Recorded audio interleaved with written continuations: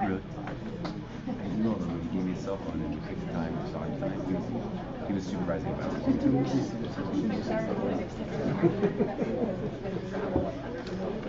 Oh no, it was all about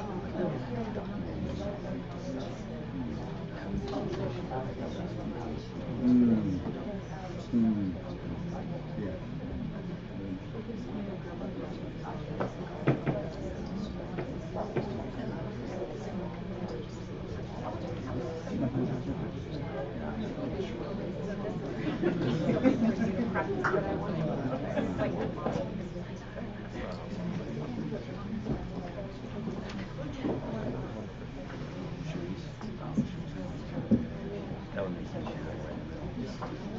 Okay, I would like to reconvene the open session for the January 14th Mount Airy Unified School District Board. And we will start with roll call. So, Mr. Lawrence? Here. Ms. Mason? Here. Ms. Mayo? Here. Ms. Pound? Here. And I'm Joanne Turkey, and I'm here. And tonight we have our student representative, Hannah. Say it? Donovan. Jennifer. Okay, great. Oh, the J, I thought it was a B. Okay, no wonder. Jennifer, so thank you for being here with us. We're happy to have you. And we will start now, have our Pledge of Allegiance.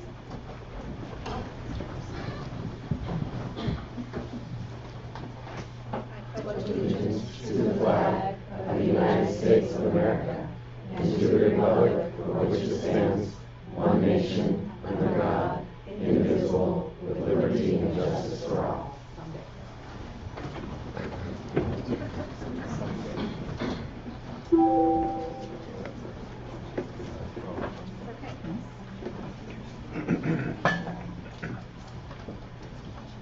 Our next item on, I need to report on this closed session, right? I'm catching up, I'm new at this, so hang in.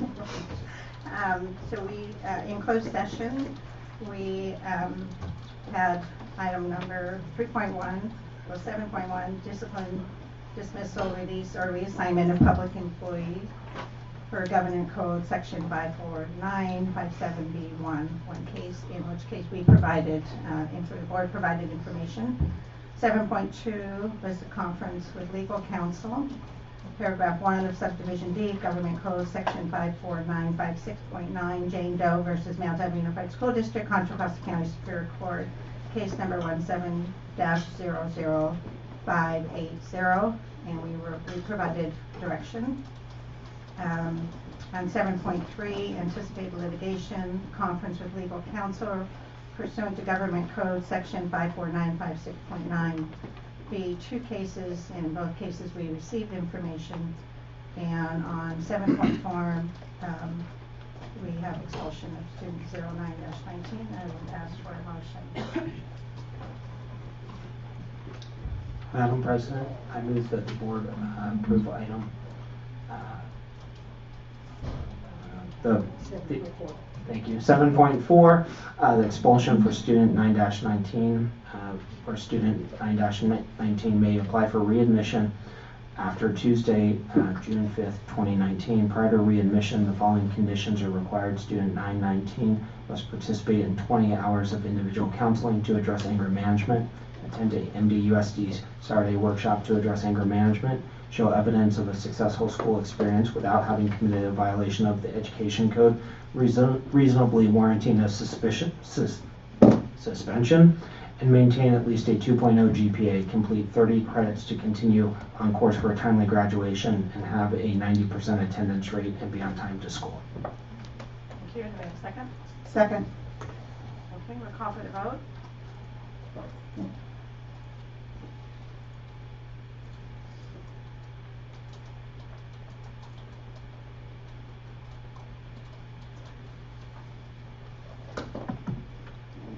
And that passes 5-0-0-0. Thank you.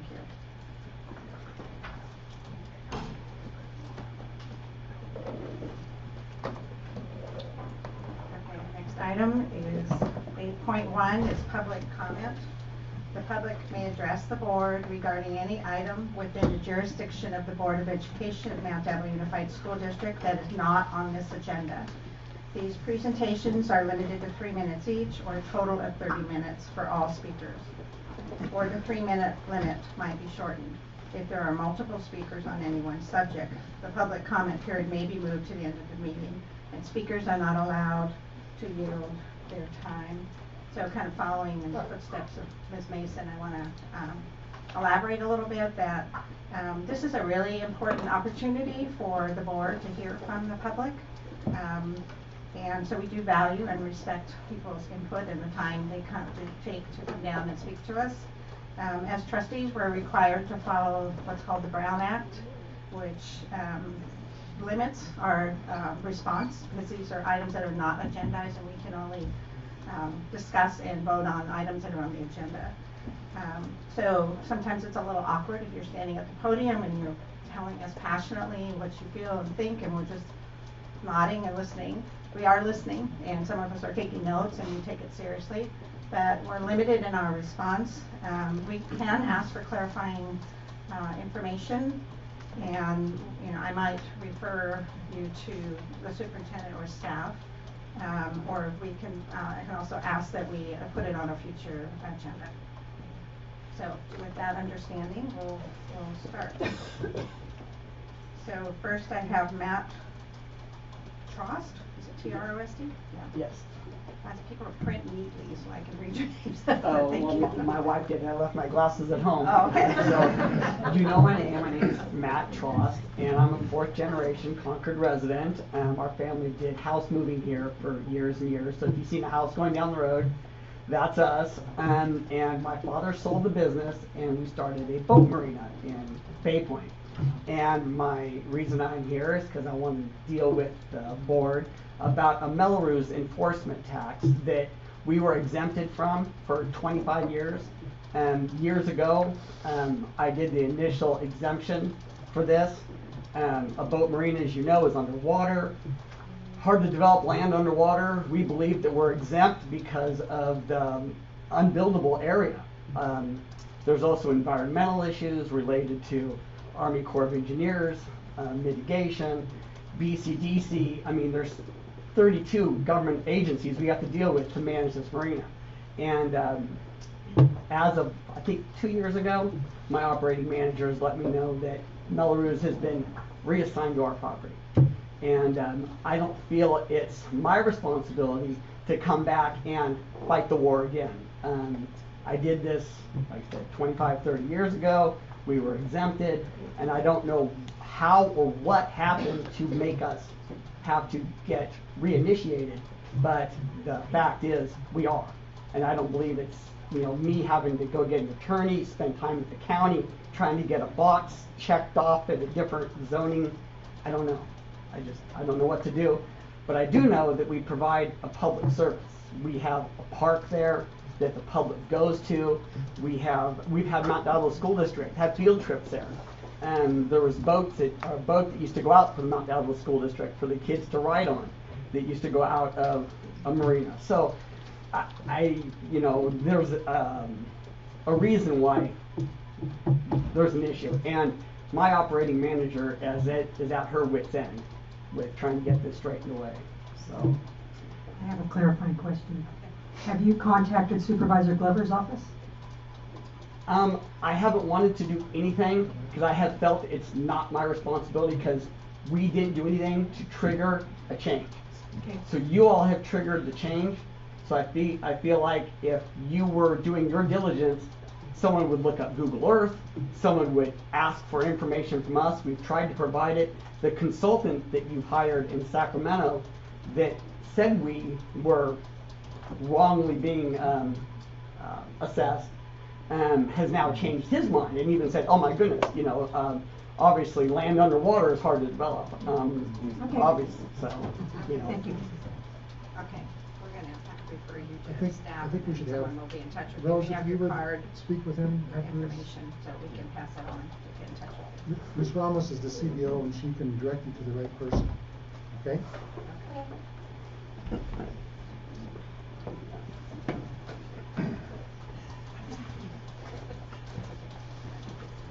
Okay, next is Annie, CSEA. There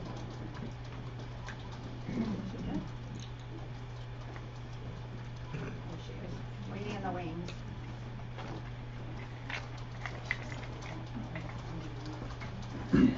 I just like to do the 3-minute thing. It's here somewhere. Yeah. Oh, is it on? Yeah. Oh, doesn't sound like it. Superintendent Board President.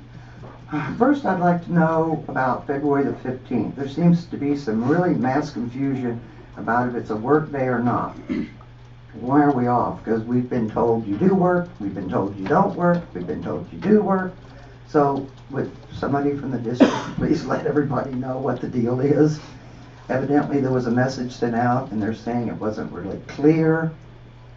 So would somebody please let everybody know if we really work the 15th or if we're really off the 15th? Next, about personnel. I'll watch that rabbit hole, Superintendent. What has happened is very detrimental to the personnel department and all of classified. We are without direction for classified issues. Me personally have numerous issues and in the middle of negotiations. To have to catch up people is disheartening and basically have to start all over again with everything that's happened in about the last 2 years. We don't have enough teachers, we don't have enough assistant subs, or teachers are subs. Today, 32 jobs went unfilled. My members are picking up the slack for no teachers, no assistants. They are doing triple work.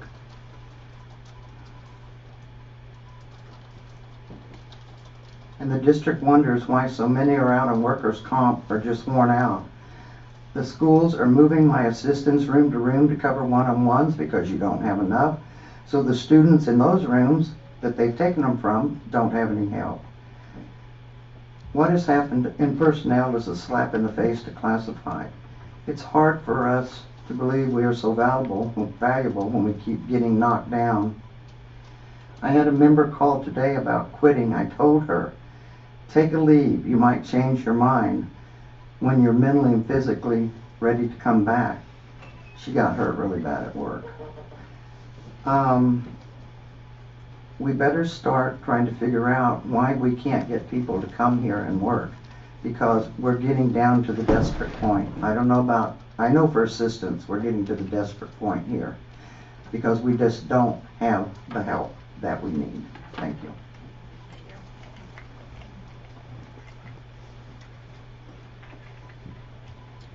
George Fulmar.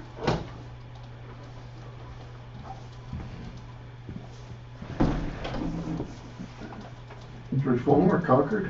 We got a new Presidente. Congratulations. And Happy New Year to the board and the superintendent and all the staff and general public. So I just want to talk a little bit about the achievement gap and the readiness gap.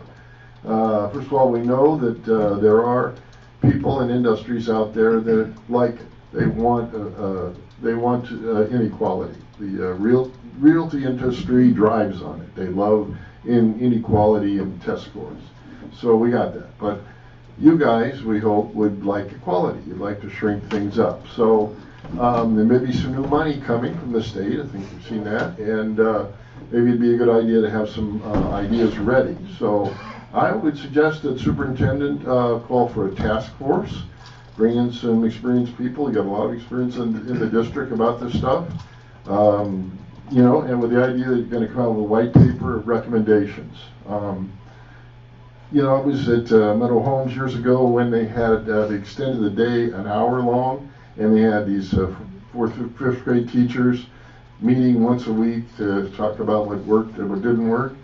But in the end, it was a burnout. They said the kids were burned out, the teachers were burned out, they didn't want to do it again. So some stuff doesn't work. It looks like, hey, that's a great idea, but maybe that one didn't work.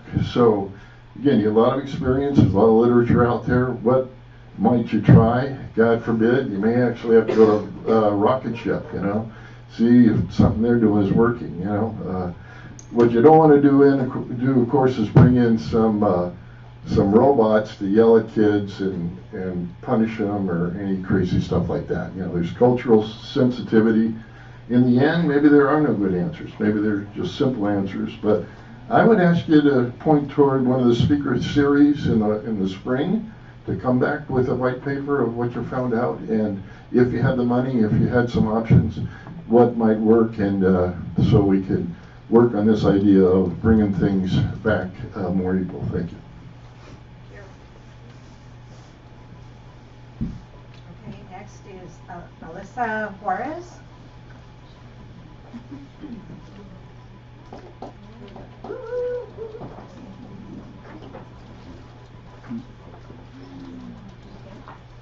Good evening, board members, Dr. Meyer.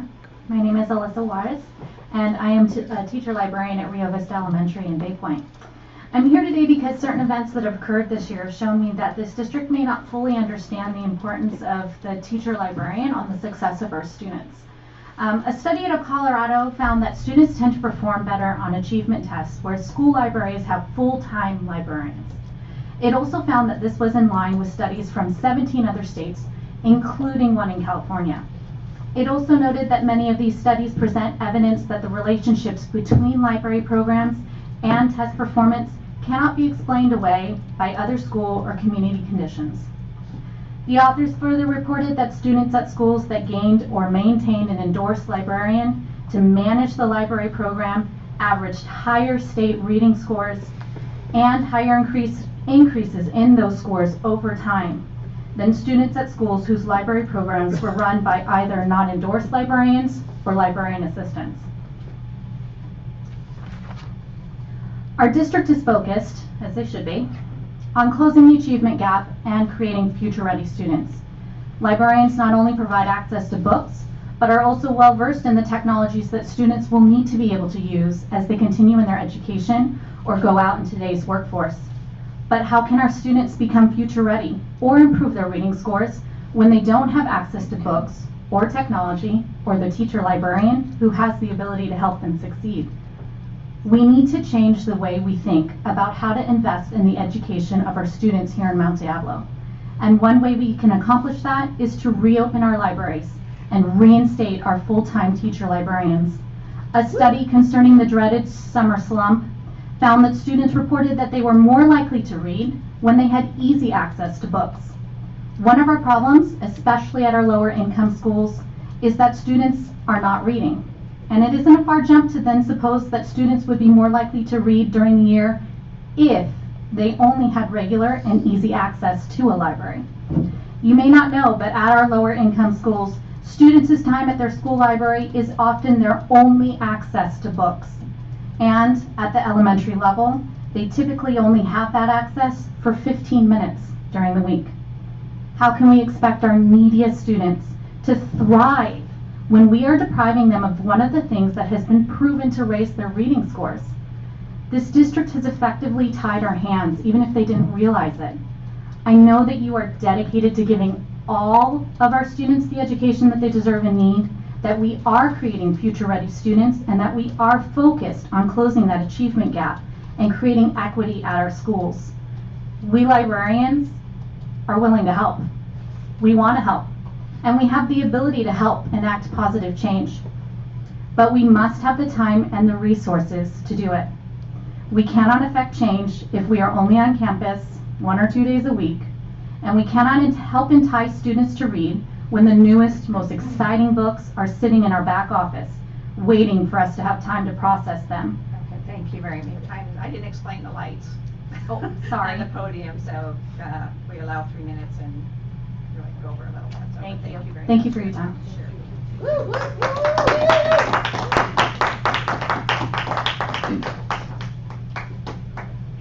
Amy Kumar.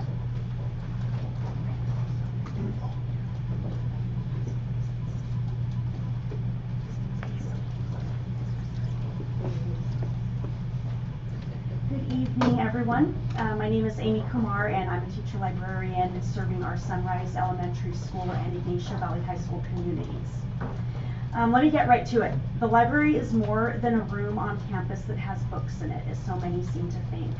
It's often a safe haven for many of our kids. It's a learning commons, a quiet place to study, a place to work on group projects. The library is where students take ownership of their learning and become active participants in their own education. It's where they write book reviews for new books in our collection, where they participate in poetry stations, where they have equal access to technology. The library, in other words, is a place for personalized learning. Librarians are the only teachers on site who serve each and every student at a school. We specialize in information literacy, digital citizenship, program planning, research methods, and of course, fostering a love of reading. This is the information age. Librarians are here to help students navigate and use that information so that they're not left behind. Mark my words, any future social divide will be the one of the information rich versus the information poor. Libraries bridge that gap. But don't take my word for it, here's a snapshot of the hard data. According to the California Department of Education, in elementary, middle school, and high school libraries, increases in library services are related to higher test scores.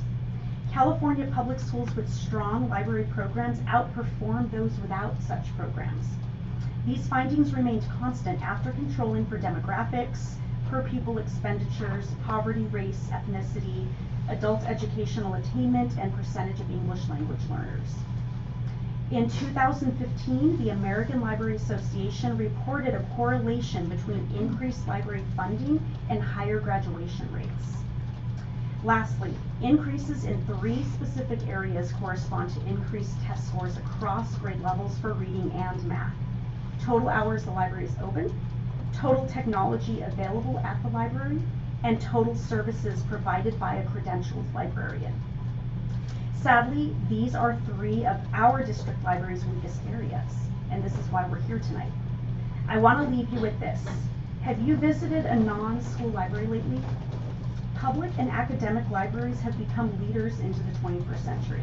They are dynamic spaces for learning, collaboration, and innovative programming. College libraries are the heart of their communities. Public libraries were one of the leading forces of the maker movement. School libraries need to plug into that movement or be left behind.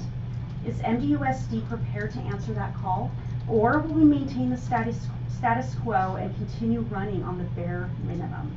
School libraries should not be an afterthought. Thank you.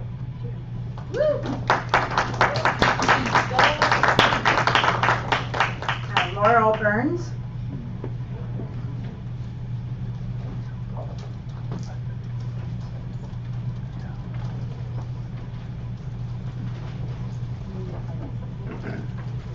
Good evening, my name is Laurel Burns, and I've been a teacher librarian in Mount Diablo for 21 years. I currently teach at 3 elementary schools where I see a total of 38 classes each week. Unfortunately, our district's library program has fallen victim to a number of budget-based decisions and has suffered significant financial and personnel cuts in recent years. I know all of you support the idea of school libraries, so now is the time for you to take a stand and show the community that our libraries and our teacher librarians are a fiscal priority. Teacher librarians need more time at our sites. One of my schools is a very small neighborhood school with about 400 students. Based on the school board's formula determines how many days a librarian's at a site. I am only on that campus a day and a half each week. That means the school library is closed the remaining 3.5 days every week. How is this acceptable in a society and a district that places so much emphasis on the importance of reading and literature? I think it's a complete disservice to the kids and these families. A closed library equals 0 access to books. Students who have access to the library and regularly read perform better on standardized literacy tests. Study after study has confirmed this. Why do we spend millions of dollars on technology that has yet to be validated and tested while ignoring the research that clearly demonstrates that libraries and librarians are essential to student achievement? I know for a fact that many parents and administrators have very little idea of what teacher librarians do every day unless they volunteered in the library or observed a lesson. Every librarian in our district is a credentialed teacher. We tailor our daily lessons to meet the state library grade and grade level standards. When we are not teaching, we are administering the library. We shelve materials, check in and out, develop collections using review journals, online resources, and peer reviews. We order materials, process materials, lead the collection in order to keep the information current. We mend books, review books, and collaborate with classroom teachers. Processing one book can take 10 to 15 minutes. The time required to process a small order, and this is very small, of 25 books, would be conservatively estimated at just over 4 hours. Keep in mind we are doing this at multiple sites. If we see classes back to back all day long, the only time to process a book is before or after school. And unlike many classroom teachers, we cannot take our work home with us. We cannot transport carts full of unprocessed materials. How can we teach and run a library effectively if we are not given the necessary time? I ask you to please help serve our students better. Thanks for your time.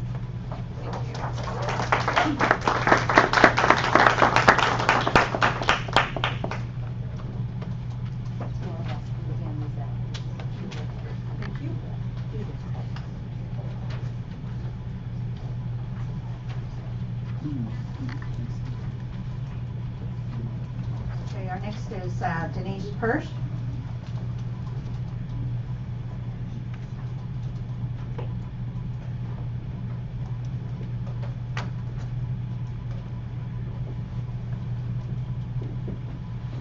Well, good evening and Happy New Year.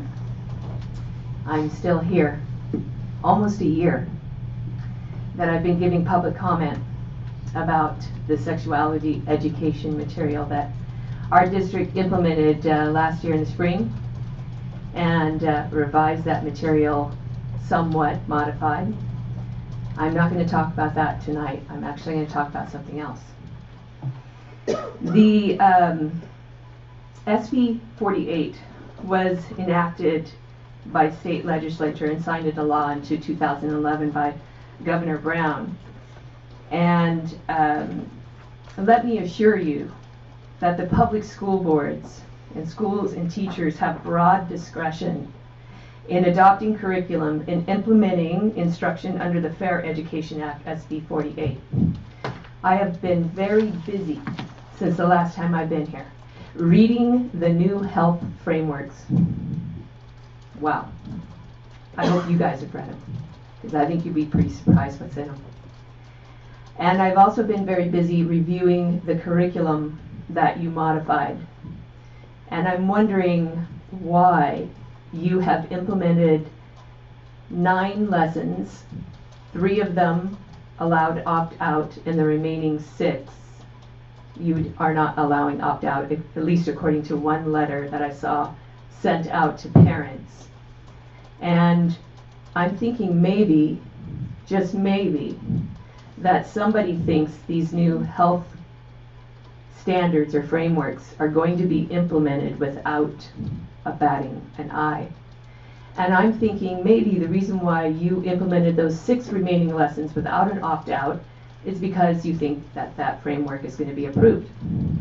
After all, the State Board of Education has given its head nod to the California legislature, and almost without fail, when that happens, the state legislatures comply with the State Board of Education, even though they are not elected. It happens all the time. And so I urge you to remember SB 48 and enact age-appropriate curriculum, because even though the state standards, those frameworks are there, doesn't mean that you do not have discretion to implement age-appropriate curriculum. There's no mandate there. There's no requirement under the law in those frameworks. They are only suggested. They are only a model, if you will, and you should take into account your cultural differences within this district, which is very culturally diverse. All right, thank you. Okay, that closes our public comment, and we are now moving on to 9.0, where we have 9.1, the recognition of the recipient of the Warren E. Bugle Trust Fund. Dr. Meyer?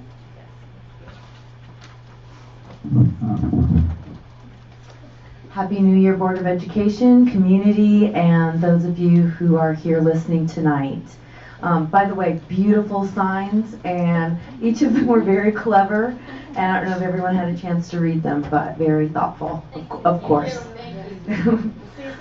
Yeah. I wanted to start off by saying that tonight we honor a teacher who has been recognized in his field for his outstanding work. And it is the Warren W. Uckel Teacher Trust Award. And I was doing the numbers, and this particular award, which is from a trust of someone who was very distinguished in his field, it's been around since 1992. And every year they select 3 outstanding teachers from Contra Costa County. And so there have been, over the last 26 years, 78 teachers. Not a big number considering how many teachers we have who have been selected for this honor. And so Mount Diablo Unified, out of the 78, has had only 3 teachers who were selected for this great honor, and one of them is here tonight. And I'd like to just say briefly before I introduce our wonderful award winner, Todd Balake is part of this mission to foster excellence in education by providing grants to outstanding teachers. And they've awarded, over the years, over $500,000 to the teachers for use in their classroom or other places. And they select teachers who have exhibited extraordinary commitment to their students. And nominations are submitted by their principals, parents, colleagues, and students. And so it really is that kind of award that comes from someone who really knows you and knows your work and is very proud of what you've done. They're recognized by local and national dignitaries, so they have the California assemblymen, senators, etc., who give them that recognition. But most importantly, it's an opportunity for us to celebrate them and celebrate the profession and recognize excellence. So with that, I would like to ask Todd Balake if he would come on up. And he had something that was so remarkable that he has done at Northgate High, and he may or may not share it with us. I'm teasing him. But we're very excited to hear some of the great work that he has done. Todd. Thank you, Dr. Meyer. Thank you, board. What she's talking about, I believe, is, if I may just give you the short version, it all started with a survey that was done 3 years ago. And one of the questions on this survey was, kids were answering back, and we found out that 18% of our population seriously considered suicide as an option in the last 12 months. At a school like Northgate, that's 288 kids. So I, as a teacher, one of the great things about being a teacher is I can make a change. And I say I'm supported by an incredible team of counselors and a nurse and other staff members. There's a team of us, right? It's like my wife says. She goes, "You're the head of the family, but I'm the neck." I support you, but I can turn where you're going to go. And I'm supported by this incredible team, right? But I just can't run off and say, "Hey, let's do this." So it's an incredible team. I'm also supported by a principal who gave us a space to actually have this. What I'm talking about is that we've created Wellness Day. And so everything that we do is geared off of this 18%. We always ask ourselves, is it going to hit that 18%? So we give these kids, we give all the kids a chance to go see a speaker during that day, and then they also get to take a workshop, which is given by a teacher at our school. So that takes a lot of consensus. And that's me just walking around to teachers and saying, hey, what are you passionate about, and what do you want to teach kids? And so we had over 30 workshops, and we had a speaker, and so it's a day where kids we're working on our 3rd Wellness Day right now. And we're hoping to expand it as long as we keep getting a positive feedback from our student body. As long as we keep hitting that 18%, we're going to keep doing this. And it was a great award. It's great to be recognized up here, and I really appreciate it. And I just want to thank you guys for the recognition. Thank you so much, Todd. I got to say one thing, because it's coming right up. The Okay. person who nominated me Oh. was Tucker Farrar. Wow. And so it's really a great honor to see him, and I'm going to stick around and watch this thing. Congratulations and thank you. You have honored us with your work, so thank you. So I understand there was a big dinner, right? Yes. Also, right? You went to Sacramento and where maybe you Danville, I Oh, don't, Danville. I don't go to Okay, many, Sacramento, okay. clubs, but it was a country club. That's right, yeah. It was fancy. It was very fancy, had multiple courses and lots of I things. hope you'll Yeah. keep us up to date on, I'm fascinated by the wellness days. They're really, to me, a very important issue.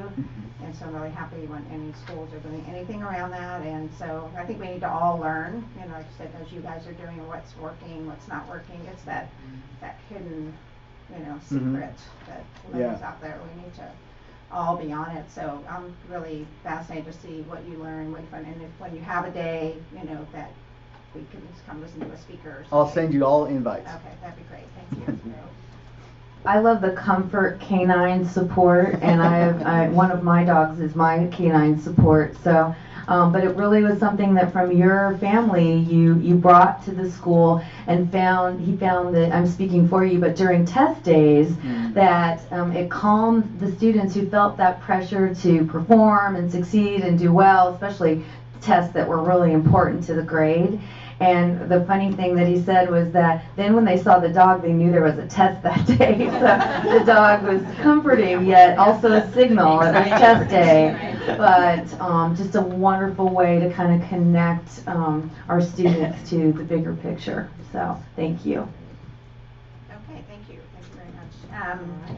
Our next item is 9.2, Resolution 18/19-32. Do you have a presentation for us on this? No, this is a resolution for approval. Regarding accounting of capital facilities fund, developer fee, income and expenditures report 2017. I would make a motion that we approve Resolution 18/19-32 regarding accounting of capital facilities fund. Okay, we have a first and a second. We'll go to the vote.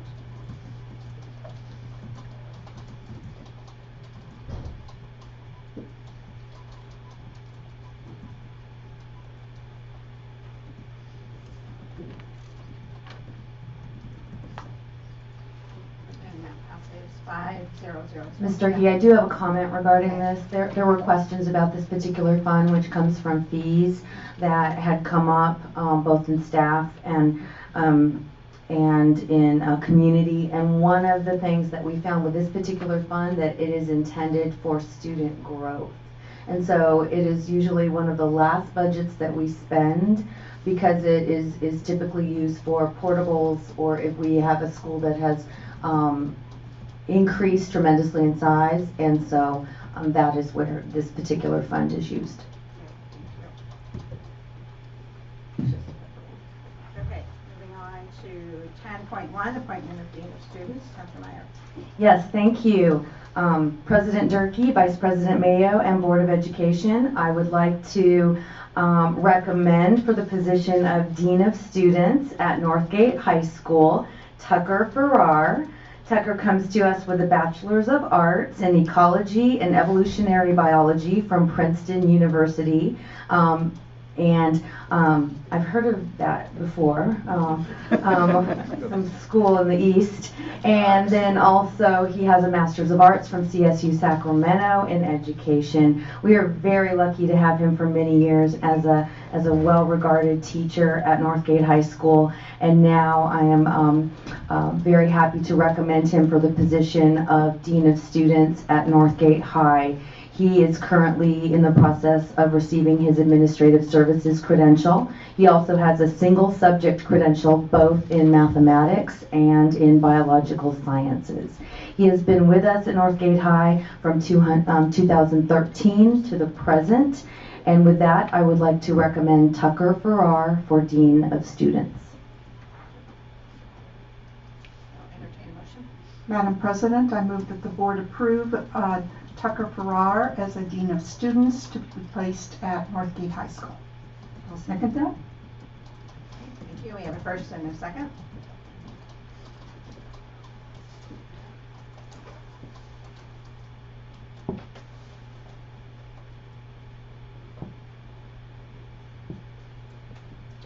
Passes 500. So congratulations.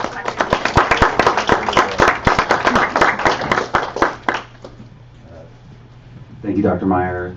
Thank you, President Durkee. Thank you, Board, for this opportunity, and I'm very excited for the role, and I'm going to work hard. Okay,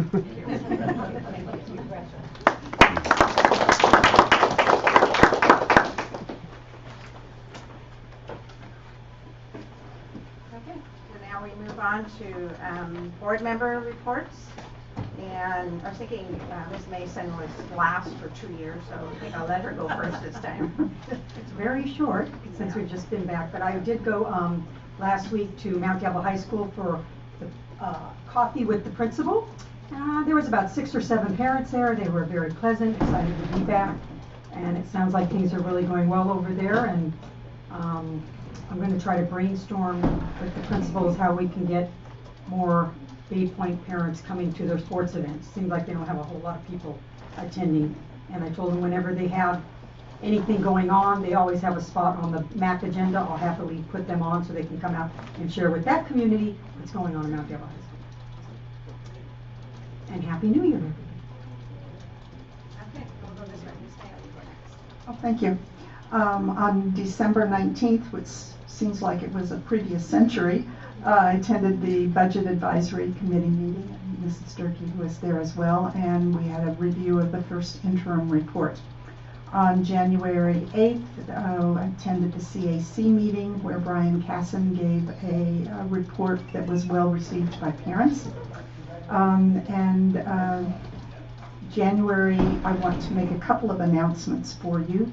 On January 23rd, there will be a meeting or a presentation by Capital Advisors at the County Office of Education during the day. If you are interested in attending that, please look at the County Office of Education website or contact me. On the 31st, some of you have already responded. The Contra Costa County School Boards Association will be presenting a budget overview, and that's being presented by CSBA staff. And then on March 26th, the CCC-SBA will offer an LCAP and trustee role workshop. So I'm hoping that you're interested in attending. The public is welcome to attend these events as well, but they're primarily geared toward school board members. Thank you.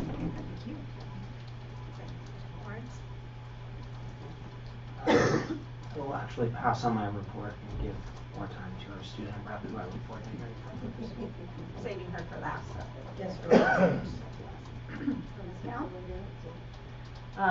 So I'm just back today from going out on the Delta boat trip. Have you guys all gotten to go out on the boat with our 5th graders and study marine biology? It was pretty fantastic. I hope that all of our 5th graders get to do that. It was a little cold and rainy, but it's pretty fantastic. I'm also excited about tomorrow. The MDUSD Education Foundation is funding a spoken word artist to come to Mount Diablo High to the IHTA classes, bringing a professional spoken word artist named Daniel Summerhill. And the students there are working on a spoken word competition around Martin Luther King Jr. themed weeks. And this professional will be coming in to mentor those students, so I'm really excited about that.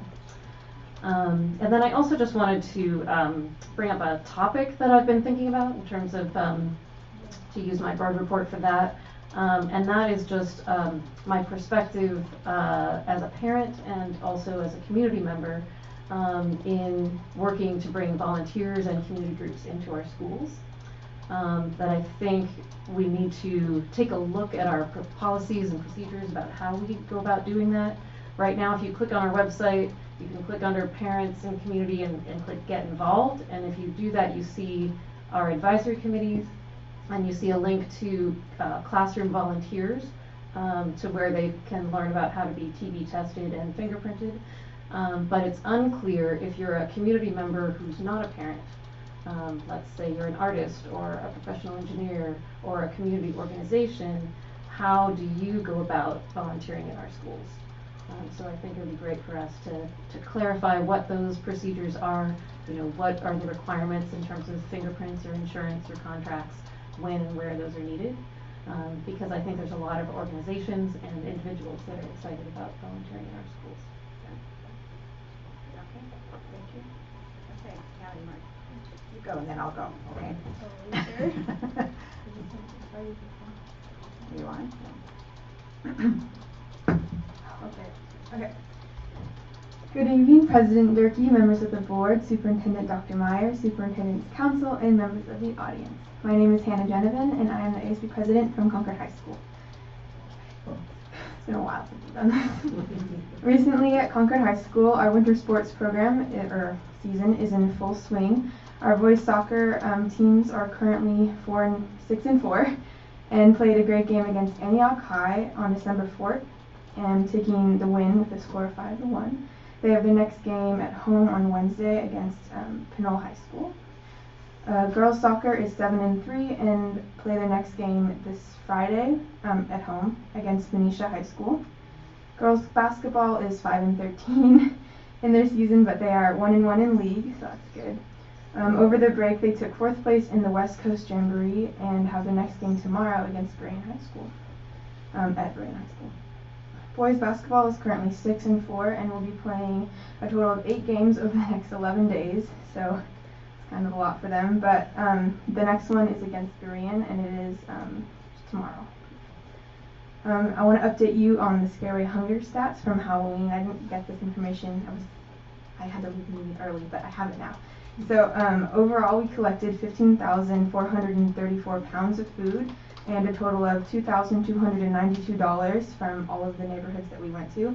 And each dollar converts to about 3 pounds of food. So in total, that was 6,876 pounds as far as the money goes. So in total, overall, everything was 22,310 pounds of food, and that will feed about, or sorry, I'll get to that part later.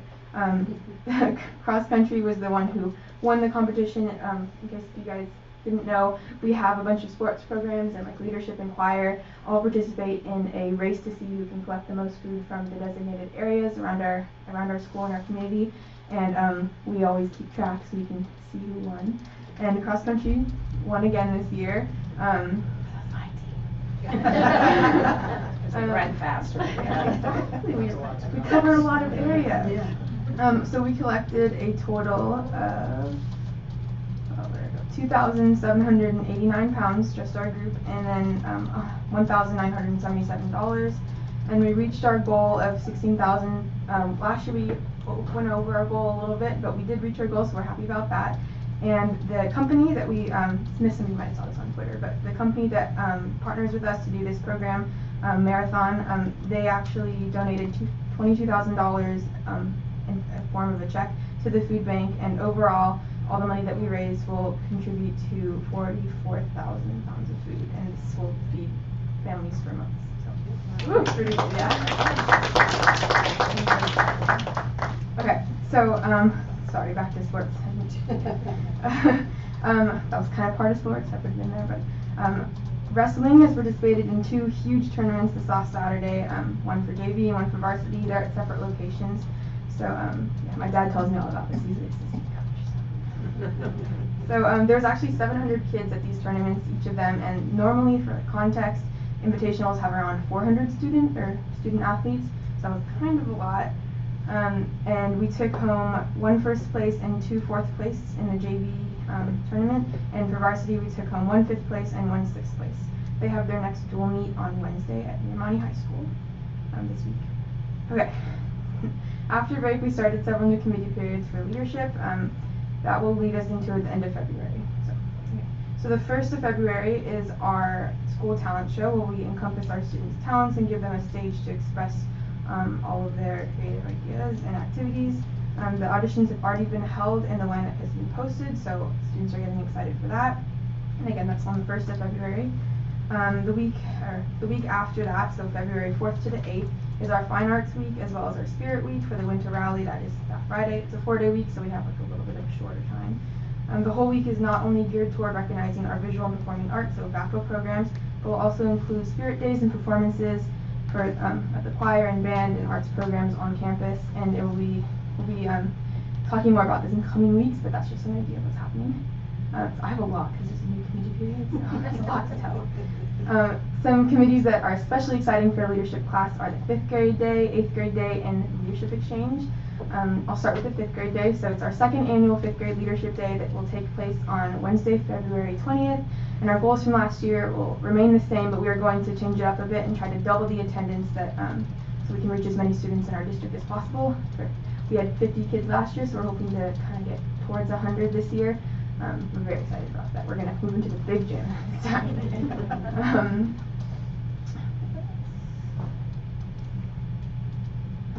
Okay, so we will focus on teaching strong foundations of leadership skills in hopes that it will not just better our community, but also our leadership program in the future. So eventually these kids will filter into our school and they'll already be like super good. So I know your son attended it last year and we got a lot of good feedback from teachers. So, I'm so glad. Our next thing is 8th grade day, which will take place on February 21st. So you heard that right, the day after 5th grade day, and leadership day is the day after that. So it's in the last 3 days of that week. We try to pack it all in there. It worked pretty well last year. So this is the day where kids bring their feeder students into our school and they kind of tour our campus and we tell them about what they should expect next year. And last year it was completely student-led with groups of students covering everything from graduation requirements to sports, clubs, and programs our school has to offer. And we plan to continue the success of last year into this year without all the complications of Twitter stuff. The other Concord High School in New Hampshire, but I was a little trouble. There was also a fire alarm that went off, so it was kind of a little hectic, but I think the students got the message from last year. So lastly, Leadership Exchange is on February 22nd. It is the biggest event by far of the leadership plan year, and we invited hundreds of leadership students from all over the Bay Area to participate in a day where they can swap ideas with other students, network, and better themselves in their leadership programs. I will give you more information on the theme later as these 3 events approach, but yeah. Okay, so our hashtag I Can Help speaker that came last Friday. Last Friday we created an entire school day based around this anti-bullying social media campaign called hashtag I Can Help. It's a nonprofit organization whose founder, Kim Carr, travels all over the country teaching kids the importance of deleting and stopping social media bullying and negativity online. She came and talked to our whole school about the power as young people, the power we have as young people on these platforms, and she had a lot of great messages, but to supplement them, our school culture director, Miss Leah Darby, she's also a leadership teacher, she created lessons about kindness and positivity that each teacher presented to their class. It was very interactive and we got a lot of great feedback from our students. And lastly, in the week's, or last report, I forgot to talk about Holiday Project, which is a really cool event that we do that our leadership students put on. And this event, it starts at the end of November and continues for most of December. And during this time, our leadership class hosts a 10 days, we went to 10 schools, so each separate day, of holiday parties or get-together thingies for after-school programs, including Westwood, Van Avenue, Ayers, Monty Gardens, YB Elementary, Meadow Homes, Colebrook, Mountain View, and Terrace, and Cambridge. And at these little holiday parties, students may not get the same ideas at home. They might not get the same togetherness and happy parties, I guess. Students like parties. But they might not get that same treatment at home, so we wanted to give them that environment at school. So they met Santa, colored holiday coloring sheets, got their faces painted, made ornaments, and decorated cookies. This is the most schools we've ever reached, so a total of 10. I think last year we did 8. But the staff and students are already looking forward to this coming December. So that's all I have for today. Thank you, and go Minutemen. Thank you. That was really long. I'm sorry. Me too.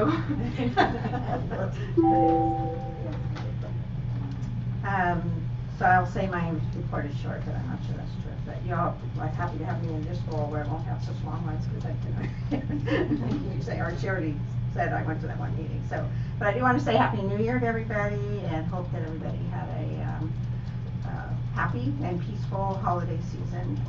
I think some of you know mine was particularly exciting this year because of a new baby, so new grandson. We were very happy. We were home a lot, but it was a happy thing. So, but I want to go back to the last meeting because I've been sort of feeling badly about something that I was remiss in. I feel like at the last meeting that the whole there's been on the agenda, the process of electing president, vice president, all that was happening, and I'll just admit I was all thrown by the whole thing. Plus it was kind of late, so and so I felt badly when I found out later that I didn't take the time once I sat down in this chair to thank Ms. Mason for her service. I know down there, Dr. Meyer was giving her an award or whatever. I think I was still trying to find paper or something like that, so I wasn't really tuned in. So anyway, I thought about it later, and I just want you to know how much I appreciate your service, and you've set a really high standard, and I'm going to try my best. But you know, I came on the board and as you were, became president, and it was a really great experience for me personally, and I think a really great experience for our board. So thank you for that. Thank you.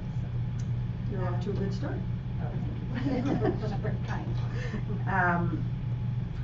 And I also want to congratulate and thank Ms. Mayo for stepping in the role as vice president. So I appreciate that. I'm looking forward, and all board members know that we are going to be putting together a board retreat, and hopefully you responded already to Ms. Marler's doodle poll so we can get a date set up. You know, if you have a particular topic you want to make sure we address, it's not a ton of time, but you know, certainly email me and let me know. And then also, this is the time of year which we will solidify at the next meeting to review our committee representation. And so Ms. Mahler is going to send that list out to all of us again to look at, and you would just let me know your preferences of committees you would like to be on, and maybe prioritize them. You know, that would be helpful. So, and hopefully if we get all that done, and on the next meeting we'll be able to finalize that. So I was just thinking, I wanted to say, as I was thinking about going this year, going forward, our work together, I went back to my CSBA stack of things, and I went through a training when I first came on the board, and so I just was kind of thumbing through the materials I got at that time and looking for some reminders, I guess, of what makes a really effective individual board member as well as a team. And I think I shared this when I came back from that training, but I thought, for myself, if nothing else, a good reminder that they actually identify, so California, CSB is California School Board Association. They outline 6 characteristics of an effective trustee, which include mindfulness, preparation, focus, manner, commitment, and confidentiality. And as I thought about those, I am feeling so good about this team, and that I know we all encompass that. We have different views on things at times, and that's why you have 5 members. That's the whole point. So, but I think in terms of our being effective as a group moving forward, we all care so deeply about this district, about our students, and about our community. I'm really excited about this year coming up. So I just want to again thank everybody for being part of this process, and I look forward to some great work. Thank you. Okay, so we'll move on to Superintendent's report, Dr. Meyer. Thank you all, and Hannah, you should feel tired. There's a lot going on there at Concord High. We'd always kind of tease because cross country was always kind of rivaling another sport for the highest GPA, and they tend to often take it. Water polo does pretty well too, and it goes back and forth. So I wanted to start out by also welcoming everyone back and sharing a graduate. This is a picture of a student from Olympic High, and they graduate, as we know, throughout the year. And I always love putting pictures of students, especially these shots that they take right when they're getting ready to graduate. And sometimes you hear about Concord High or Northgate High, and you think, who are those people? And then when you see their face, you see they're just wonderful, wonderful young people. So we have this young man who is getting ready to graduate and leaving mid-year. Also wanted to share, as we welcome back, there are a couple things that, seems like we were just here, but I found a couple of pictures that I think really kind of spoke to me. The one right here, and I don't know if you can see it well enough because you can't see his eyes as well as perhaps I could in the other photo, is something that I use when I speak to people about focus. and it's a young man who's there, 71, so he's probably, I don't know, a lineman of some sort. And his eyes are so intense. And so we talked about at our principals meeting, if we could get that look inside the classroom that this young man has right out there on the line, that would be fantastic. And we do, but it's just hard to sustain. On the right, we have Pine Hollow Middle, and they're already back in, this was a shot taken by the principal as he was visiting the music class. So we're very excited to start our second semester, and we have a couple real short things.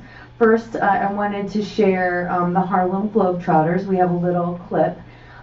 They welcomed our arts students from Wren, who've now kind of evolved out into doing not only visual but performing arts, and so they've been doing some music. And so here we could, I think we have to.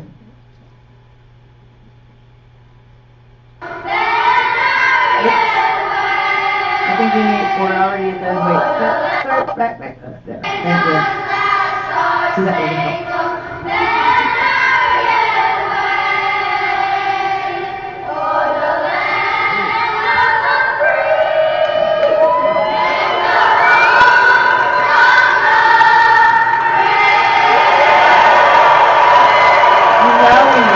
Just singing and you feeling it and you know and you're trying to hit it and you almost do. And then what I wanted to do is show you also that we also had at the Harlem Globetrotters Ladies First, the opposite end of the spectrum.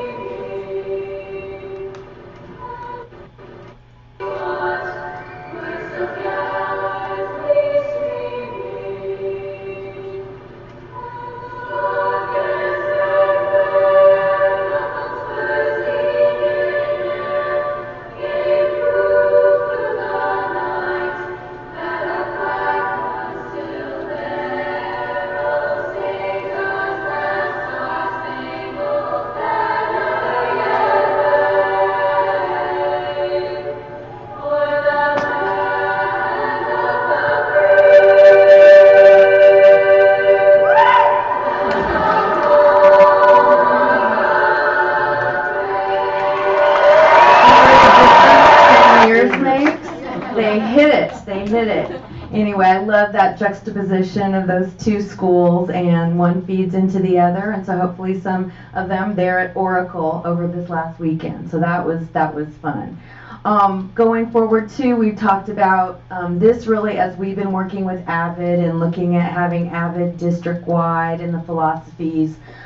This is yet again just the discussion that it is a moral imperative that we really have as a duty, the desire and the need to prepare all of our students for their futures. So we're very excited about the work that we've done with that, and that is the district mission.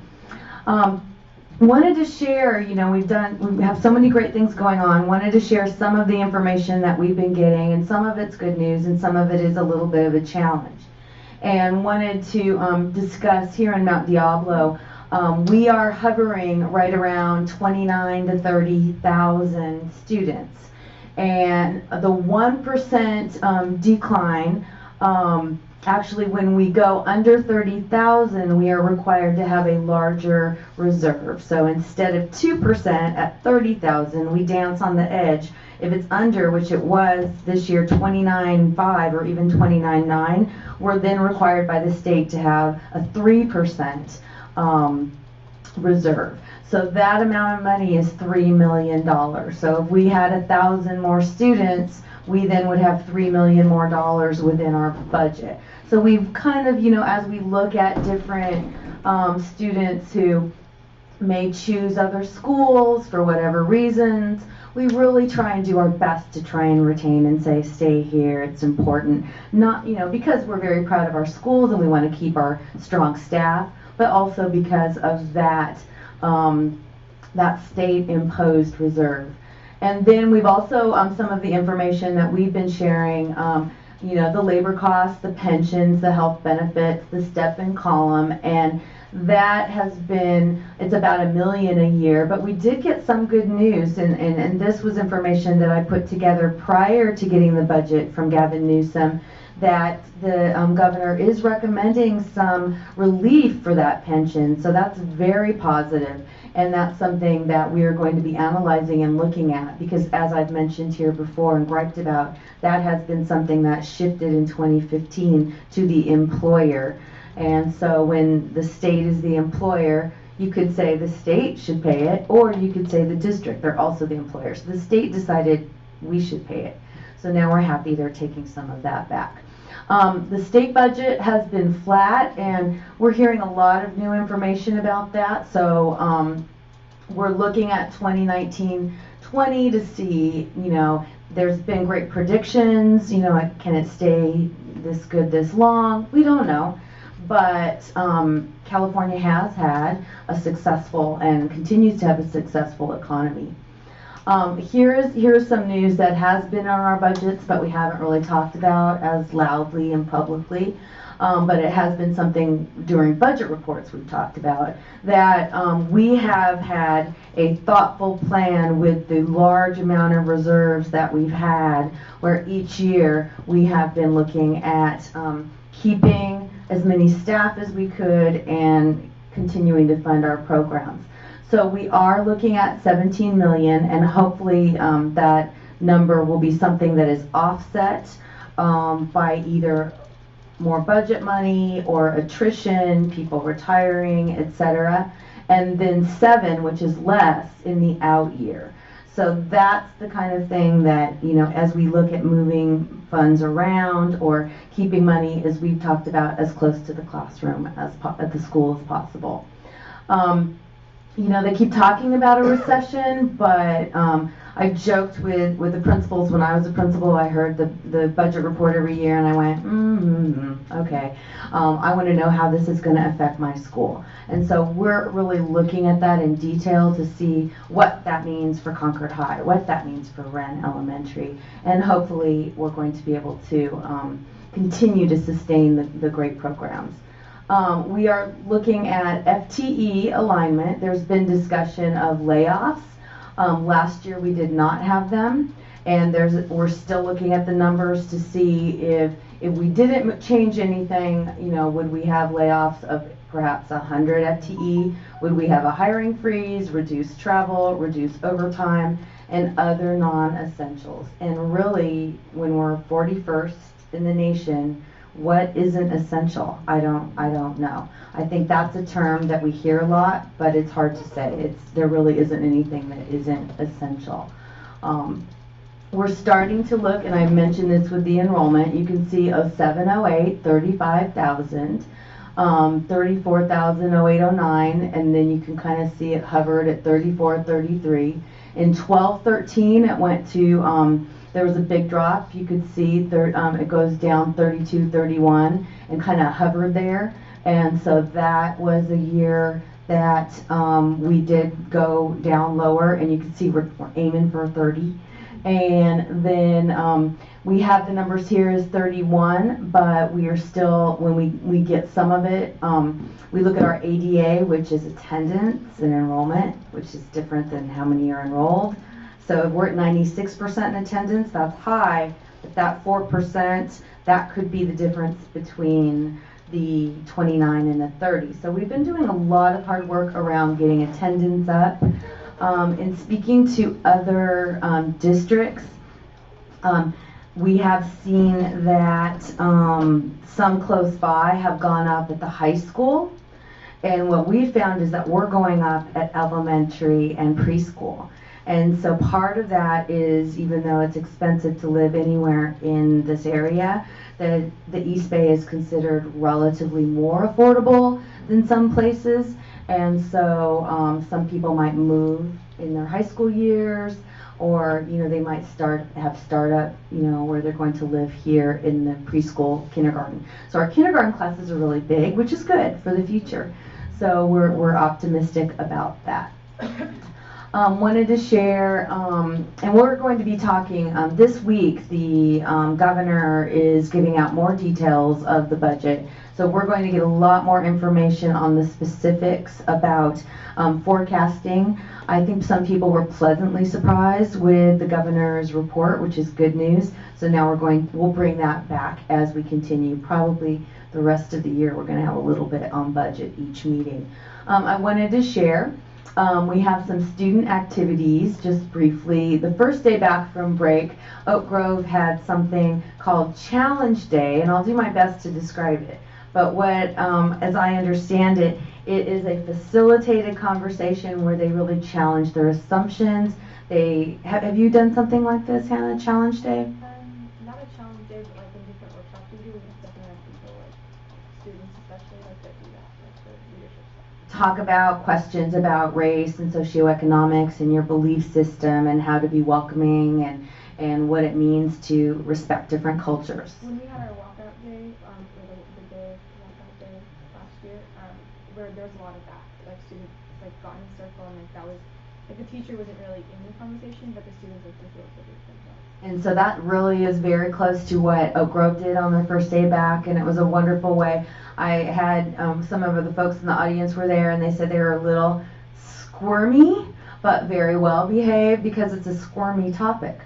And so I think especially if you're 12, instead of 18, and so really it was a wonderful opportunity for them to talk about important subjects. And then on the right we have some kind of a study group that was going on at Valley View. And so just wanted to show a quick picture of some of the activities that they've been working on, which kind of connects to the volunteer. As we continue to partner with community and with the new foundation or with other organizations who aren't parents who want to work with our schools, we're taking a look as a staff at, is it clear, is it welcoming?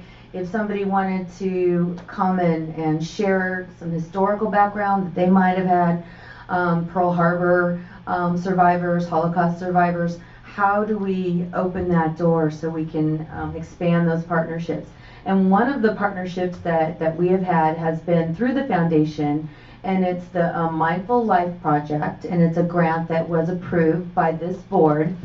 And I wanted to just briefly share that Bel Air, Riverview, Meadow Homes, and Oak Grove have been participating in mindfulness. And you heard also Northgate has been participating in a lot of information around mindfulness. And one of the things, this was created by a teacher who was in West Contra Costa, and I'm looking to the foundation folks, and he really was struggling with the students that he taught because it was kind of taking its toll on him because they had a lot of things that they needed and were challenged themselves for a variety of reasons. And so it was with the intention of having the mental health of the adults recognized and supported, so then they in turn could support the students. And one of the things you can see here, the students also do it with them. And so they learn the self-awareness, self-regulation, impulse control, confidence, and resiliency. And so one of the things that this really connects to, and I'm looking at my staff, if you were here last board meeting, and you were, is that we had a strong contingent who spoke to what is, I'm doing at Oak Grove in particular. But you can also see Riverview and Northgate and other schools who are saying, these students have great needs. By the end of the day, I feel like I'm kind of squeezed out. And how can I replenish myself? So I did want to share for this board just a few highlights that our staff has been working on. I'm happy to say that at Oak Grove we did hire a Spanish teacher, which we heard last time. Science and Spanish, we're still in need of science, and it's a challenge. And I also wanted to say that I think prior to last meeting, I think for the last couple months, our Human Resource Department has been posting a position for substitute to just be there when in need. And that has been an effective strategy we've had at other schools as well. And then it was a great opportunity for our team. We've been visiting every day, almost since the beginning of the year, but more so since that last meeting, and really trying to brainstorm and be visible to the students and the staff, because I think it's really important to show them that we understand it's a tough job. And so that has been something that we have done. And Oak Grove is the school we heard from now, but in the past we've heard from all of our schools at one time or another. Riverview certainly had their strong challenges, and they've worked together to try and solve some of the concerns. And Meadow Homes certainly also deals with students who are high need, and that is a challenge that they've accepted and embraced. And the same with Bel Air. So I did want to say that. I also want to say every one of you approached me on how you could help. And I really think that's something the community should hear. And many of you in the community also came and said, hey, I can do this or I can do that. YD High stepped in and said, we have a teacher who would be willing to come teach. So we're still in the process. Looking for a science teacher. Did I say that already? And so if you know of one, please let us know. But we're also really pleased with this program and can see the benefits across the district. So thank you to the foundation for working on that. Real quickly, a lot of writing, but I'll go fast. With facilities planning, we are in the month of January. We're doing surveys with the schools. Feeder pattern meetings will happen in February, and they will be publicized. Hannah has been a great participant in our facilities, and you've done a great job presenting. And then we're going to also be evaluating state support. So with Governor Newsom's discussion, he gave us some hope with some ideas about facilities that will be central funded or bonds that he's planning to sell. So one thing he did is propose to sell $1.5 billion in bonds, where Jerry Brown was kind of like, no, and to help clear some of these back projects that have been there. And then also the new governor wants to look at $1.2 million to hire staff to get these projects going. So that's really good news centrally for some of our buildings. And so in partnership with the funds we have centrally and our bond, I'm really excited about this new development. And thank you to Rose for coordinating this facilities planning process. And thank you. This is a rainy day right here in the upper corner at Highlands, and I just think if you haven't experienced one recently, please go do it. It's not as good as a boat, but it is inside, and by the third rainy day, I don't know, my mother taught first grade, she was not herself. So anyway, I do want to share a couple of things coming up. Project Inspire, a great program through our DLAC and our English Learner Department. They're having their graduation at Willow Creek at 5:30. Our parent advisory meeting the 17th at 3:30. And then also our LCAP Community Speaker Series, where we will be discussing social media. You love it or hate it, it's not going away, and how do we best work with it and use it for good. So that will be something for parents, and students are welcome to attend as well and have in the past. So with that, thank you very much. Thank you, Dr. Meyer. The LCAP meeting is at Mount Diablo High School, is that correct? Yes. Thank you. January 22nd.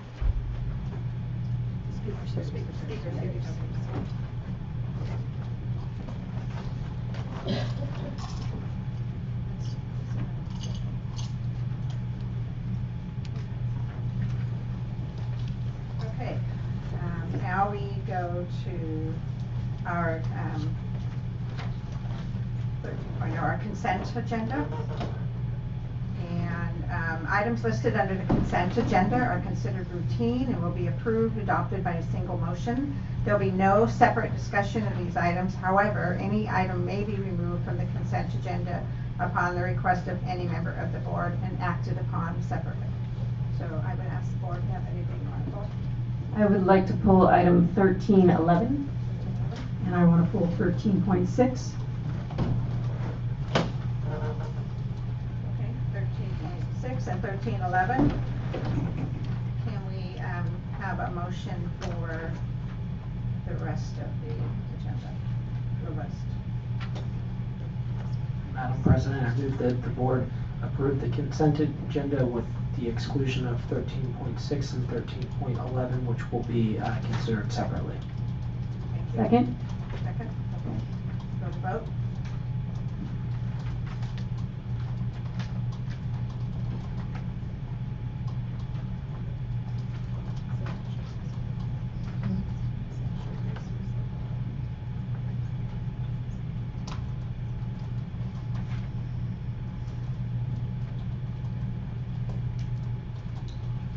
And that passes 5-0-0. So now we have to become 14.1, formerly 13.6, is an independent services agreement between Mount Deb Unified School District, Northgate School, and Ames Waterfront for junior prom services on March 16th, 2019.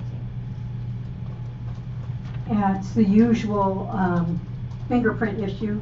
I looked at the contract that there will be servers and staff interacting with our kids, and they checked the box that said they do not need to be fingerprinted, and I don't agree. I think they do need to be fingerprinted.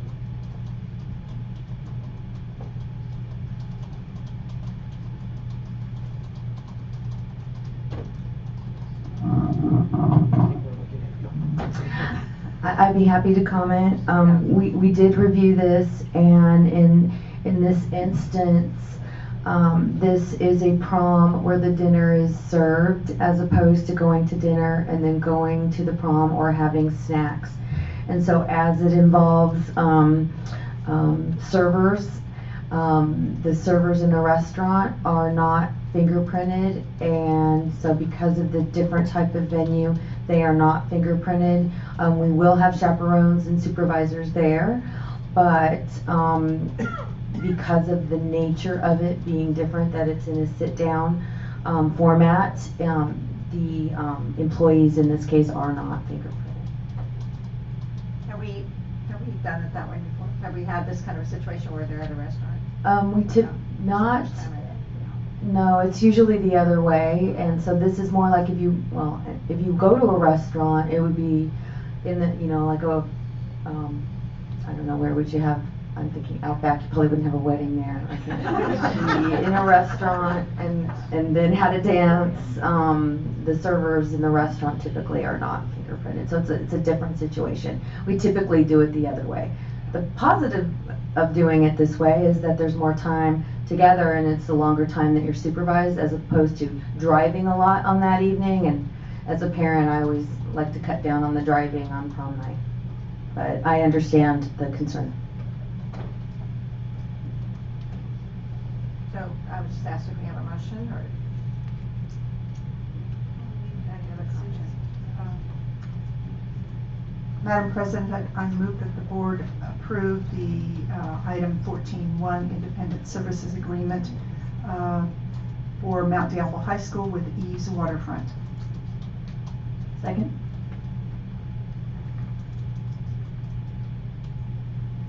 So I guess one of the thoughts that I had, if I may speak about it, is that the dinner is not for the entire evening. And so perhaps the number of people that aren't fingerprinted diminishes after dinner is served. Now, I don't know this for a fact, but maybe there can be some exploration. And then how many, maybe some information that would be beneficial is how many restaurant staff remain on site or in the prom area with the students for the remainder of the evening, and what control sounds very controlling, but what effort will be made when students leave the prom area to go to the restroom or for other activities. So, those would just be some perhaps mindful things to consider as they're planning for the adult supervision of the event. Yeah, and I think I would add to that, maybe it's different, so we haven't dealt with it before, so that the idea that, parents are aware that you know, even though it's a school-sponsored event, which is where the concern comes from. And we always are careful about making sure students are not, you know, people who aren't fingerprinted don't have the opportunity to have access to students. And maybe, you know, to add, make sure parents are clear about that. I can certainly, you know, of course, depending on the vote, Yeah. gather this information. It is different, but it does, you know, we're in a, yeah, a little puzzling and challenging because it's different, so. Okay, all right, so we have a first and a second, and do we have a second? Yeah. So can we go for vote?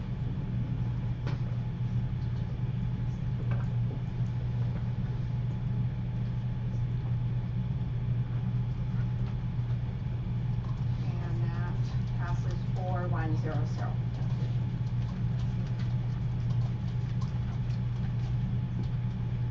Okay, now we have 14.2, previously 13.11, which is submission of the Contra Costa County Family and Children's Trust FACT grant to support the Crossroads program.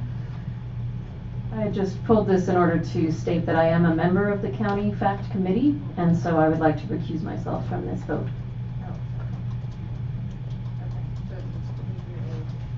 Do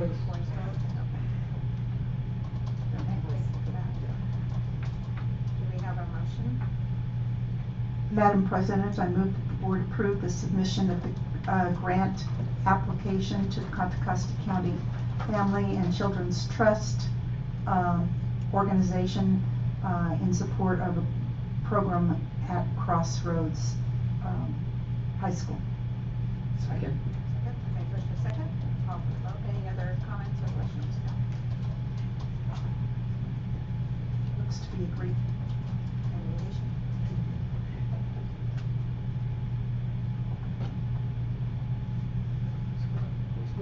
Oh, voice, I'm sorry. Yes, voice vote. Waiting. Okay. Mr. Orange. Because of the abstention. Vote yes. Yes. Ms. Mason. I vote yes. I vote yes. And I vote yes. Thank you. Okay, so that passes 410. 401. 401. Get the zeros in the right place. 401. Thank you. Okay. Okay, now we are to 16.1, district organizations at regular board meetings. A single spokesperson of each recognized district organization may make a brief presentation. Following the consent agenda, items are limited to those which are informational. And I don't think we have any cards, so let's move on.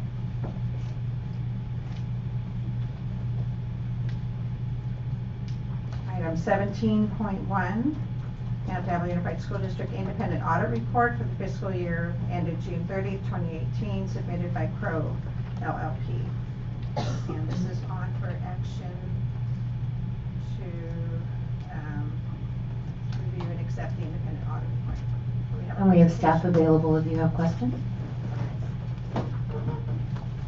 Crow staff, that is.